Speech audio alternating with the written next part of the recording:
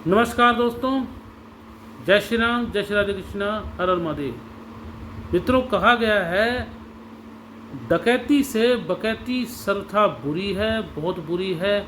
तो मित्रों, ऐसी ही बकैती का कार्य किया है आचार्य प्रशांत ने। तो आचार्य प्रशांत ने कहा क्या है, उसने भगवान पर आक्षेप किए हैं और ये कहा है कि जितने भी अवतारों की देखो सारी क्लीन शेव, किसी के चेहरे पर दाढ़ी नहीं।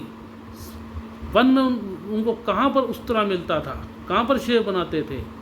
अरे उनके कभी दुख तकलीफ़ की तस्वीर दिखाओ, उनकी कभी ऐसी जो बड़ी हुई दाढ़ी और चेहरे पर चोट के निशान, उलझे हुए बाल, फटे हुए वस्त्र, कभी ये भी दिखाओ।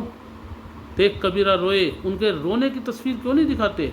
उनकी रोने की तस्वीर दिखाएंगे तो आपकी खुशी भाग जाएगी, आप हंसना भूल जाओगे। तो ये तो बात कही आचार्य प्रशांत ने। अब इसका खंडन हम करते मित्रों। कॉपी राइट का इशू लग जाता है, इसीलिए हम वीडियो दिखा नहीं सकते, परंतु लिंक आपको डिस्क्रिप्शन बॉक्स में डाल देंगे, आप वहाँ पर देख सकते हो, या फिर YouTube पर, Facebook पर आप सर्च मार के देख सकते हो। आचार्य प्रशांत ने ये कहा, वीडियो मिल जाएगा।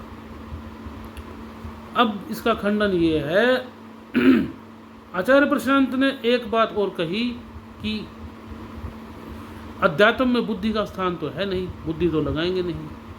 तो भाई भगवान से अधिक बुद्धिमान तुम भी नहीं हो सकते। भगवान से अधिक बुद्धिमान बनने की चेष्टा तो नास्तिक ही करते हैं। अगर तुमने शास्त्रों का अध्ययन किया होता तो पता चलता भगवान अजन्मा है, अविनाशी है। भगवान अपनी मर्जी से धरती पर अवतार लेते हैं, जन्म नहीं लेते, वो प्रकट उनका होता है, प्रकट होते हैं। यदा यदा हि धर्मस्य ग्लानिर्भवति भारत अभ्युत्थानं धर्मस्य तदात्मानं सृजाम्यहम् परित्राणाय साधूनां विनाशाय च दुष्कृता। तो ये श्लोक गीता में आया है। इसके साथ ये भी भगवान कृष्ण ने अर्जुन को गीता में कही है कि हे अर्जुन, मेरे जन्म मेरा दिव्य है। ठीक है, तो उसके साथ में भगवान ने गीता में ये भी कहा है कि मैं जन्म के उसके कर्म बंधन से मुक्त हूँ। भगवान को कर्म बंधन का दोष नहीं है, समर्थ को नहीं दोष। गोसाई वाल्मीकि रामायण का अध्ययन करा होता तो हमने पूर्व में वीडियो भी डाली थी, उसका लिंक डिस्क्रिप्शन बॉक्स में मिल जाएगा, कि भगवान राम को विश्वामित्र मुनि ने जब वन में लेकर के गए थे ताड़का वध के लिए, तो राम लक्ष्मण को लेकर के गए थे। तब राम और लक्ष्मण को विश्वामित्र मुनि ने बला और अतिबला नाम की विद्या प्रदान करी थी, जिससे बुढ़ापा नहीं आता, अवस्था हमेशा तरुण अवस्था रहती है, 12 से 15 वर्ष की, और उसमें दाढ़ी मूछ नहीं आती। भगवान श्री कृष्ण भी नित्य किशोर थे। 128 वर्ष की आयु में भी उनकी नित्य किशोर अवस्था थी। चेहरे पर झुर्रियाँ नहीं होती थी, दाढ़ी का एक बाल भी नहीं था। जब दाढ़ी का बाल होगा नहीं तो बढ़ेगा कहाँ से? भगवान शिव की कोई दाढ़ी नहीं है, ब्रह्मा जी की बताई जाती है। भागवत पुराण में उनका बिल्कुल क्लीन शेव चेहरा दिखाया जाता है, दाढ़ी है ही नहीं, उनकी अवस्था भी ऐसी है, तरुण अवस्था। अरे भगवान के तो भक्त हैं जो प्राकट्य जिनका होता है, सनक सनकादिक सनंदन, वो भी तरुण अवस्था में रहते, दाढ़ी मूछ तो उनकी भी नहीं होती। यहाँ तो भगवान है।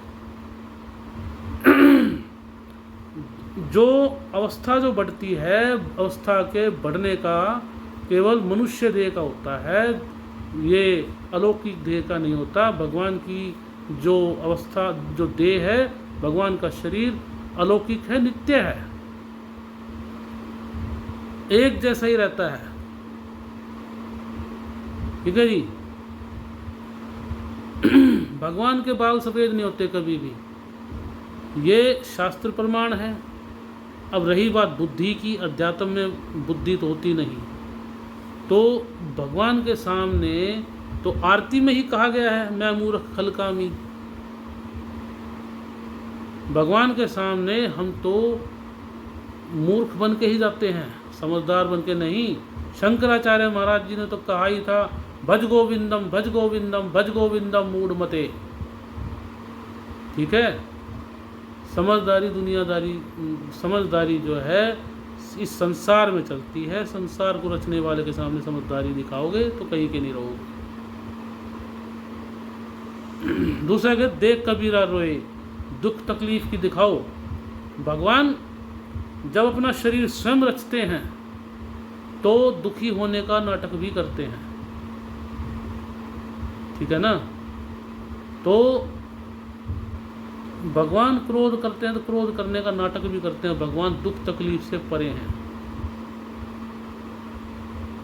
मनुष्य को कर्म बंधन का फल भोगना पड़ता है, परमात्मा को कर्म बंधन का फल नहीं भोगना।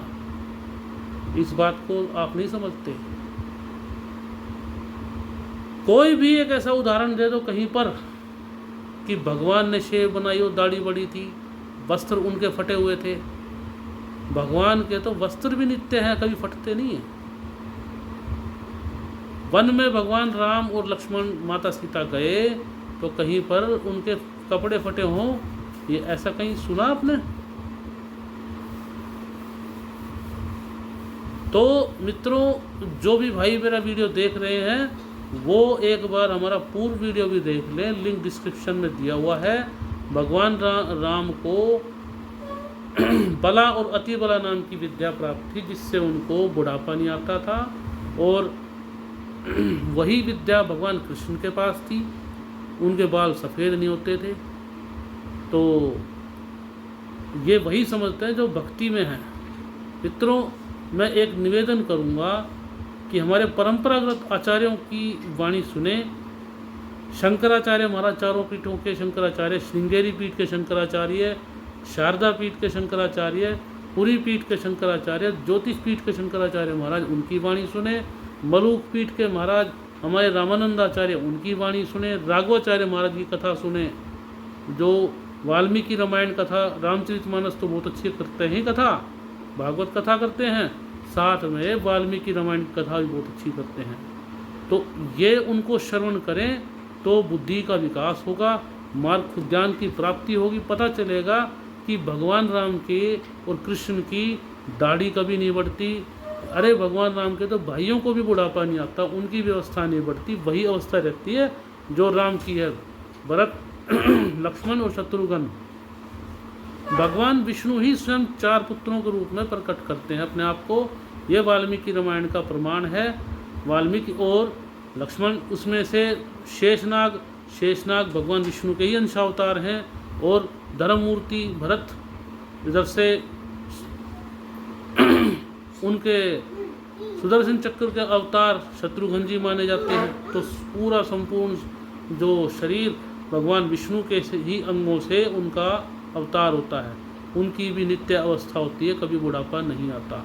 तो मित्रों, वीडियो कैसी लगी इसके लिए आप वीडियो में कमेंट अवश्य करें, वीडियो को शेयर अधिक से अधिक करें, लाइक करें। मित्रों, इसी के साथ मैं विदा चाहता हूँ। जय श्री राम।